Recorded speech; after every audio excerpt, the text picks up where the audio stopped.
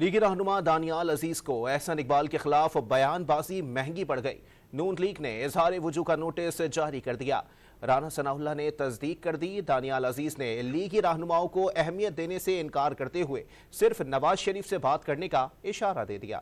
سابق وفاقی وزیر احسن اقبال کے خلاف بیان دانیال عزیز کو مہنگا پڑ گیا۔ پاکستان مسلم لیگ نون نے شوکاز نوٹس جاری کر دیا۔ دانیال عزیز سے 7 دن میں تحریری وضاحت مانگی گئی ہے۔ مسلم لیگ نون پنجاب کے صدر رانا ثناء اللہ نے شوکاز نوٹس جاری کرنے کی تصدیق کی اور واضح کیا کہ جو بھی متنازع بیان دے گا اس سے جواب طلب کیا جا سکتا ہے۔ باقی جو باتیں انہوں نے کی ہیں وہ بالکل بے معنی ہیں۔ احسن اقبال صاحب نے ان کا جواب دے دیا ہے، تو ایسا اگر کوئی اور رکن کسی طرف کوئی بیان دیتا ہے یا بات کرتا ہے تو اس کا پارٹی جواب بھی دے سکتی ہے اور وضاحت بھی دے سکتی ہے۔ لیگی رہنما احسن اقبال نے بیان کو افسوسناک اور بے معنی قرار دیا۔ جن موضوعات اور جن چیزوں کی ذمہ داری انہوں نے مجھے دی ہے، کیا وزیر منصوبہ بندی سے ان کا تعلق ہے، تو ایک ہائی اسکول کا بچہ بھی بتا دے گا کہ دور دور تک میرا ان چیزوں سے کوئی تعلق نہیں ہے۔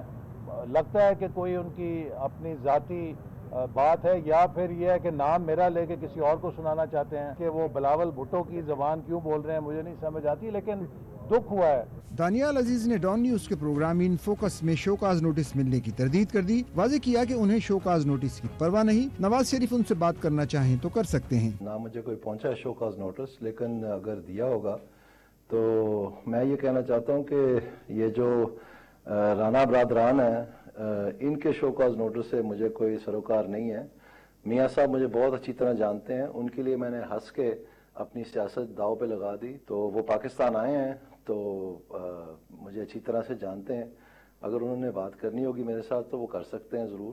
30 نومبر کو دیے گئے بیان میں دانیال عزیز نے احسن اقبال کو تنقید کا نشانہ بنایا تھا۔ الزام لگایا تھا کہ احسن اقبال بلدیاتی حکومتوں کے بارے میں خود کو عقل کل سمجھتے ہیں۔ یہ سوال بھی اٹھایا تھا کہ Ahsan Iqbal price monitoring committee کے چیئرمین تھے، ریکارڈ توڑ مہنگائی پر قابو کیوں نہ پا سکے۔ اس نااہلی کی وجہ سے لیگی حکومت عوامی سطح پر مکمل ناکام ہو گئی تھی۔